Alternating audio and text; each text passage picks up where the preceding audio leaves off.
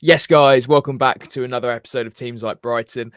Leicester City away has been and gone. Lot of things to discuss about Moises Caicedo, Richie, but let's go. Let's start off with the match at hand. What were your takes from the King Power Stadium? Yeah, it was a really, it was a good game, but it was a really quite topsy-turvy one. It was, it sort of ebbed and flowed, and Leicester would definitely, they put up a better fight than I thought they would. They were quite well organised. Brendan Rodgers went as far as saying that Leicester nullified Brighton. I'm not sure if I completely agree with that because you still let in 2 goals. And had hatful of chances and probably should have lost. But anyway, yeah, they definitely. I think what they did well was that Brighton had joy sort of sucking the attack in and then passing through the lines in the middle, and then they can break. And I think they. I'm obviously labeling on this sort of thing, but I think what they did was they kind of pat the midfield and they stopped those kind of options going through, and that, I think that made it a bit more difficult. So yeah, it was a good contest, and there were some fantastic moments of quality. Starting with obviously Brighton's first goal.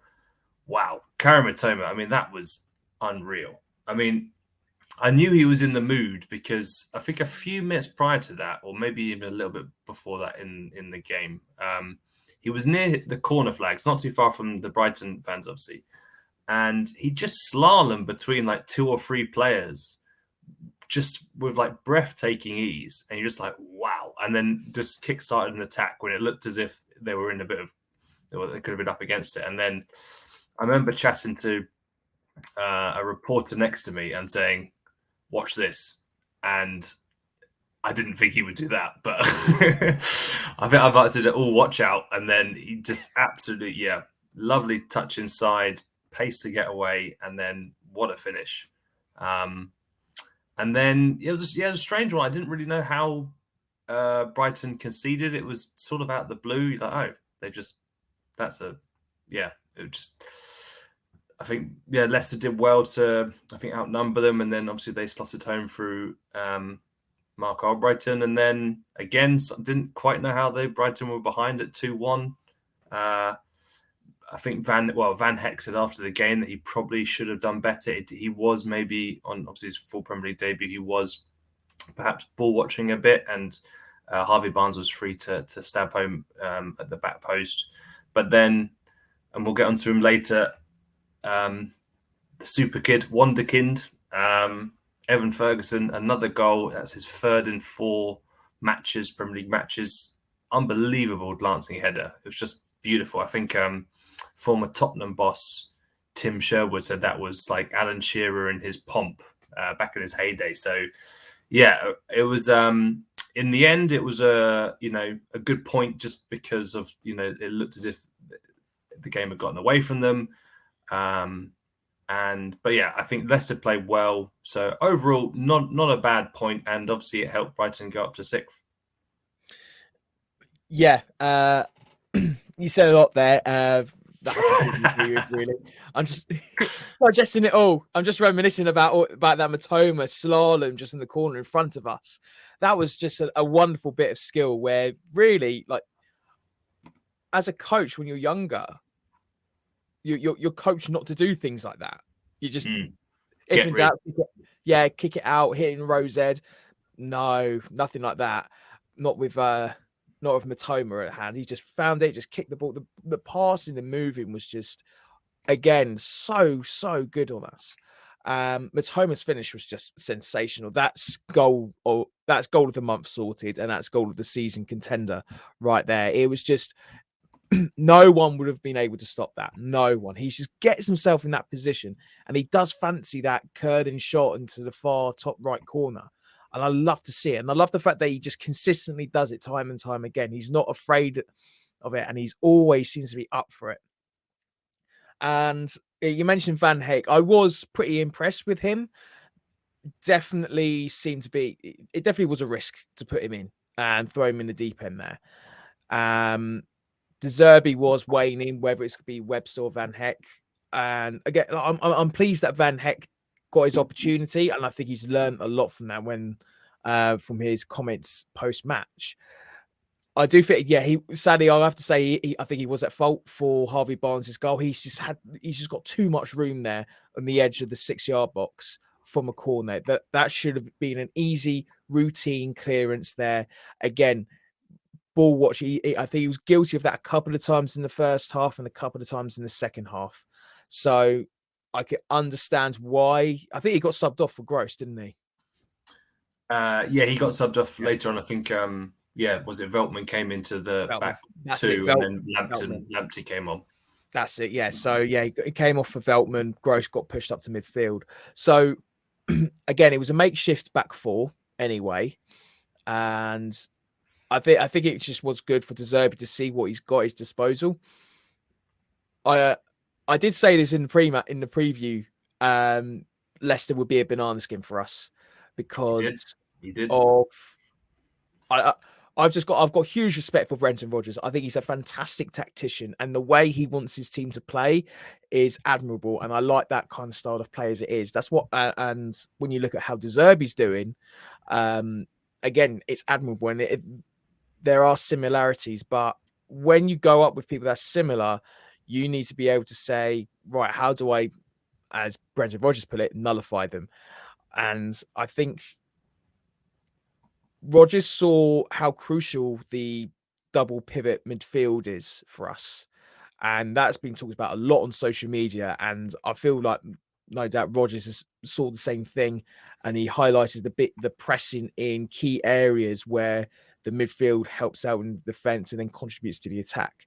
And I think that's where we just never really got the momentum. We never really had full control in the same way as we had done in other matches, like at Liverpool at home, for instance, or Southampton away. And again, that's where I felt like the banana skin was coming. And when Barnes scored that second goal, I thought, right, here we go. We're in a frustrating situation here where we're going to probably lose 3 points, get nothing out of this match, and here we go. But then Ferguson to the rescue. I mean,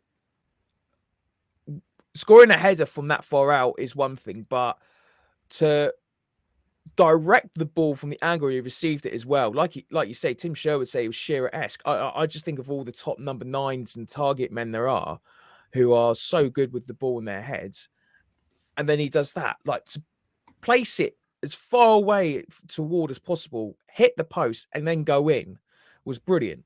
But the other thing that I really liked about Ferguson, he didn't go off and celebrate like any other 18-year-old would. Go, get in, I've got a team of point. No, he wanted to win. Got the ball. He heard De Zerbi clearly was getting the message out saying, get the ball, get the ball. And then you could just see De Zerbi run celebrating because we've got at least a point here. But Ferguson was keen for 3 points. He wanted it and he wanted to push on for it. It's just a shame that we never got the win. But I think when we look back at the end of the season, we're going to look back at this match and be like, this was a key bit. This was the key moment. Because I guarantee you, if it was like last season, we wouldn't have won. I think we wouldn't have scored. So again, it just shows how far we are coming here. There's this mentality at the club that I'm seeing that I'm really happy with. The other thing, one thing I'm not happy with, as a referee, I don't like it, but I can see why people love it as well, is the team are in sync in the fact that they like appeal to the referee. And you see that with how big teams manage it, like United of old, Liverpool have done it in the past, Chelsea under Conte, where the players just want to try and get every ounce of mentality and get in the referee's head so that decisions go their way. And we could talk about the penalty. Personally, it wasn't a penalty for me. To me, I didn't see it. Yeah. Because I know sometimes this is, I usually don't think that much of the ex-referee TV pundits guys like Dermot Gallagher and Peter Walton especially for me is just. Ugh. But anyway, like Gallagher said that he thought it was a penalty. I did think it was a penalty. I thought there was enough contact. So. To me, and to quote Jeff Stelling, unbelievable Jeff, he said it was absurd. It's blindingly obvious it was a penalty. I just don't think there was To me, when I looked at it, first thing when I saw it at the ground, first instinct was penalty, absolutely penalty. Then when I looked at the replays, I was there like thinking like, right, is this clear and obvious? And when you look at the laws and how it's directed, it's not. Now, this is the other thing that I really hate about being a referee, especially at grassroots, because a lot of the laws now are catered to VAR. And if the referee gave a penalty, it would have stayed a penalty. But the referee did, and if the referee didn't give it a penalty, they would have kept it as a penalty, because there's not a lot there to overturn it, and there's not a lot there to kind of like lean in one side. It's ridiculous. It's this ridiculous grey area in the laws that really frustrates me. But I got to side with the referee on this one. I do feel like it wasn't a penalty, but I shouldn't be saying this, but you see them given in the past. VAR is meant to show clarity in these moments. It should be clear to the referee whether or not it's a foul or not. But we're still in this position where the laws aren't sufficient enough to work with VAR, and as a result, VAR isn't at its potential. And I do think that VAR has a future in the game. I can see why people want it out so early on anyway. But I just feel like the people running it just aren't doing the right job. And I think hopefully now that Howard Webb's got the top job, we should be able to see a different level of application to VAR. And I hope it helps us out get those right decisions. But right now we're just there's so many issues regarding match officials, and I don't think really we can't just blame the match officials for those decisions.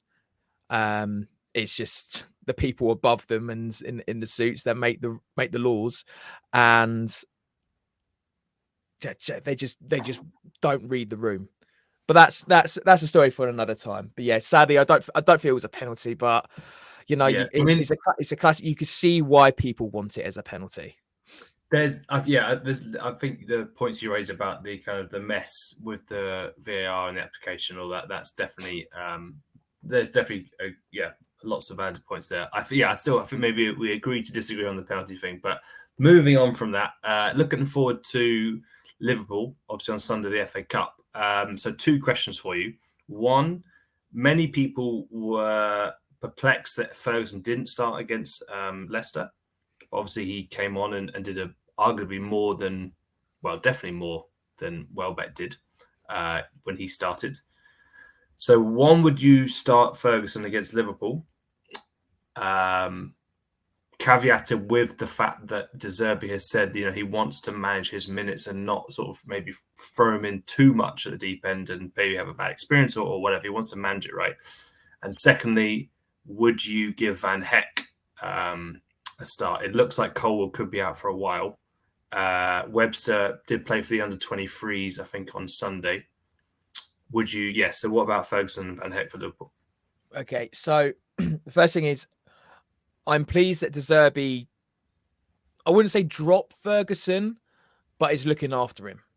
Because at 18 years old, we can't rely on him week in, week out, because he needs to develop. He's still in that stage of development, whether or not you think he's an 18-year-old wonder kid who could do it week in, week out or not.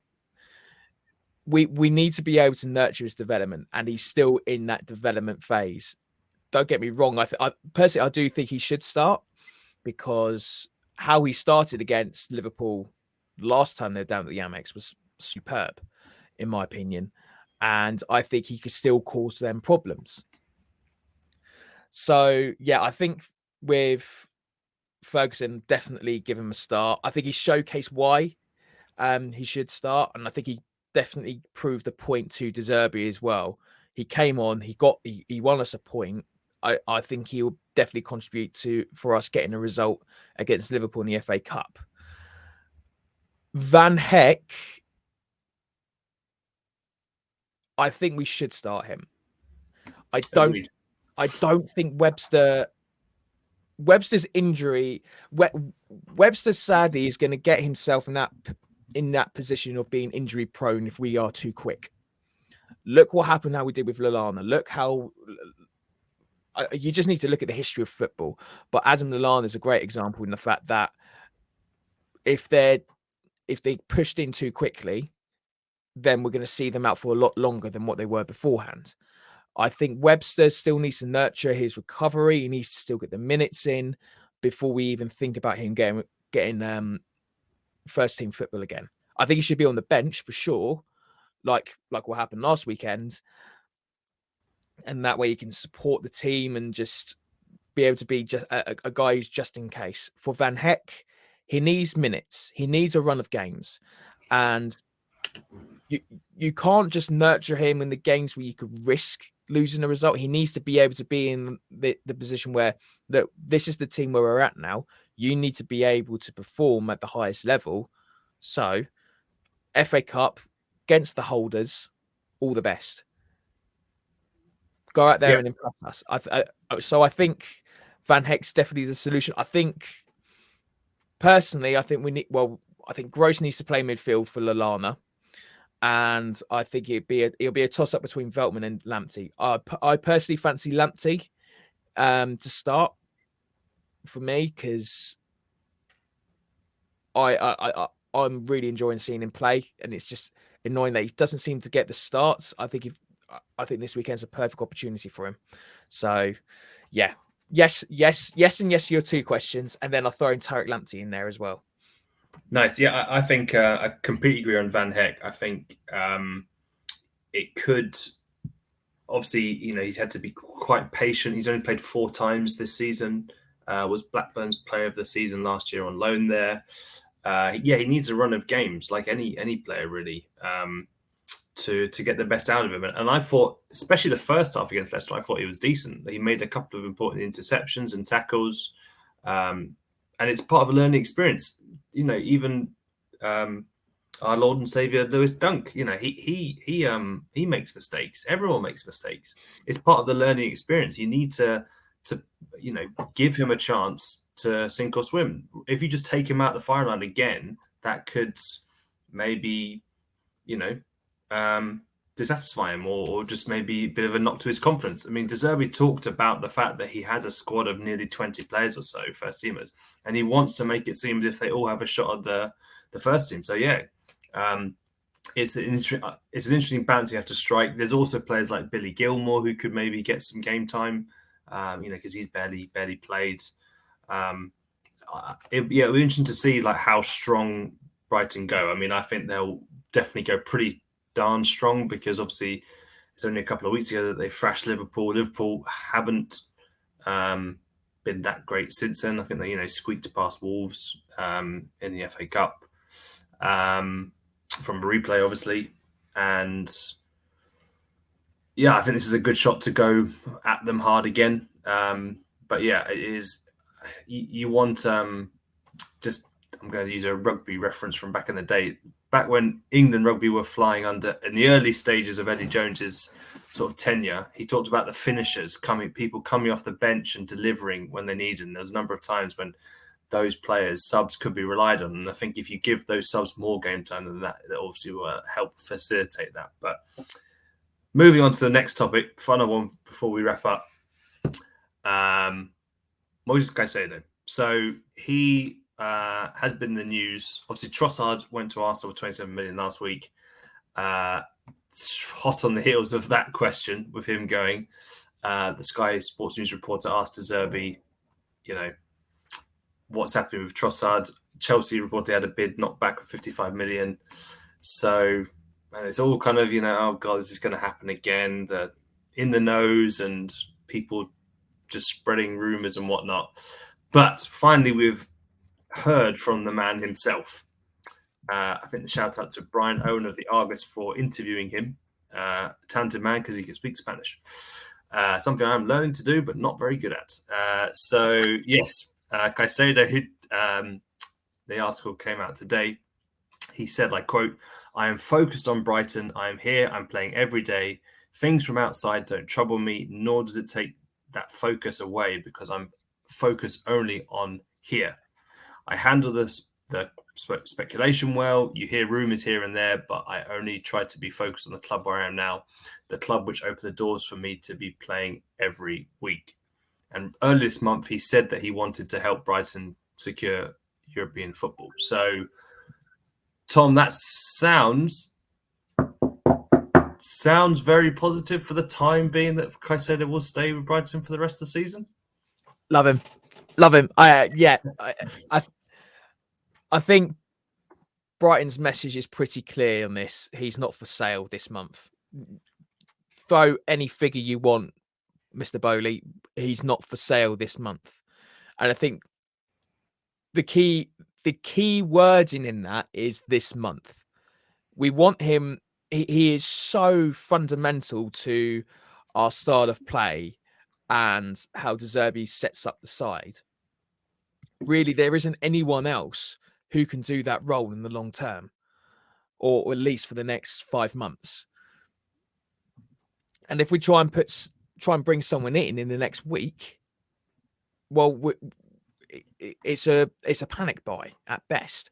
So quite clearly, we probably said to Caicedo, play with us, give us Europe, and then we'll sit down and we'll talk about your future. Because I'm sure if we do get Europe, Bloom will sit down with him and say, how much? Just how much for you to stay? Do you want to go to Chelsea or do you want to stay with us and compete in Europe? Because that'll be, I think, if we could keep Caicedo beyond this season, that's the biggest statement of intent we could make right now. Yeah. But, you know, Liverpool, Chelsea can throw as much money as they possibly can at this so that they could get their guy this week. He's not for sale. I think that's as simple a message that you can get from us. He's not for sale this month. Come back in the summer and then we'll discuss matters. But we don't have 3 months to look for a replacement. Well, starting from now, we don't have time to look for a replacement. The summer window opens in July officially, so we've got between now and then to find a suitable replacement, which is a lot better than just a week. So we need to keep him. He's so fundamental to us, and I just love the fact that he has just come out and said, "I'm focused on Brighton," regardless of the rumours that you see of certain people within the know about. Oh, he's signed for different agents. Don't care about the agents. Footballers change agents left, right, and centre. Okay, and it comes to nothing. Let's not forget that Mino Raiola signed up Jesse Lingard, and that was signed up to be another big transfer, and he didn't go anywhere until Raiola sadly passed away. But that's another matter. The whole yarn spinning of that is transfer rumours does my head in, and while they are fantastic for people who are in the know, people who are actually in the know, like the likes of David Ornstein, the likes of our friend Charlie, the likes of help me out here because I don't really know if there are actually any other in the know people than those two guys. There are some, but continue your point, dear boy. So it is amusing when you hear about Chelsea's bids being accepted. It hasn't. It hasn't. I think we would know first of all. But Caicedo's mentality about of all his interest with Champions League football at the helm this season that he could just walk into right now, and he's just said, "Nah, I'm focused on the Albion. I for the foreseeable future." It's fantastic to see. It's so refreshing when we've seen the likes of Trossard and Cucurella wanting out basically and forcing their moves. It's wonderful to actually see someone say, I want to stay here for the time being. I want to see what goes on. I want to commit myself. The job's only half done, and I don't like leaving things half done. I love that mentality in people, not just in footballers. I just love that general mentality. I could so get behind this. So I'm looking forward to the next week, see how desperate Chelsea can be. But if they keep on chasing Caicedo, they're wasting the transfer window. Yeah, I agree. I think Brighton would be. I mean, obviously, the transfer strategy that they've implemented for years has got Brighton to this point of 6th in the league. So they 100% know what they're doing. They keep proving so many people wrong in terms of, letting so many top players go, but seemingly getting better despite losing their prized assets. It almost defies logic and reason, but here we are. But I could completely agree. I mean, Caicedo is just so instrumental, and yeah, they'd be hamstringing themselves so much if they lost him. They just don't have a replacement for him. It would be interesting to see, like, at the end of the season what the final league table is, because obviously Chelsea are splashing the cash, but they do need to, I think, financially, from what I've heard from sort of financial experts in the game, that they do need to really qualify for the Champions League, and they're not looking that great this season. They're quite a long way off the old Champions League spots. I think maybe 10 or so, 10 points behind. Oh, what a shame. So, I mean, there's a chance that Brighton may finish higher than Chelsea in the table. So, and obviously, they might have financial fair play difficulties, because I think there's talk of them they might, obviously, they're doing this sort of 8-year or long contracts to try to find a loophole in these financial fair play rules, but there's talk that might be changed off the back of their actions. So Liverpool have also been linked with Caicedo, but they're also in a similar boat to Chelsea. I mean, in terms of if Brighton did get Europe, the only reason you'd maybe leave for the time being is either one, money, because other clubs can offer them more, because Brighton just really won't break their wage structure, and two, if they get if someone gets Champions League football, and obviously Arsenal, I think, and Newcastle have been linked with him. So, yeah, hopefully this week will just pass by, and Brighton will only be announcing incomings rather than outgoings, because if they want to maintain their push for Europe, they need to keep their best players. They've done fantastically well, as I said before, without their top guys, but yeah, they've always had someone to fill in, whereas I think they'd be caught short without them. But so yeah, I think that's a good place to wrap up. Obviously, we can look forward to hopefully a glorious FA Cup victory over Liverpool on Sunday.